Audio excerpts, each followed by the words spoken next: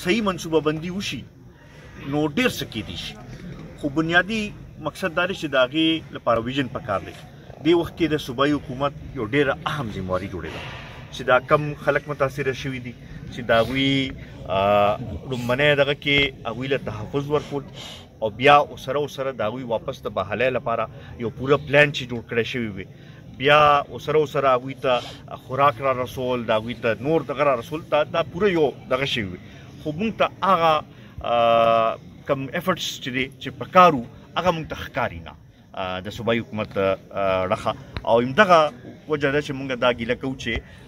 صوبایي حکومت ښکاري یاړو نه، د هغوی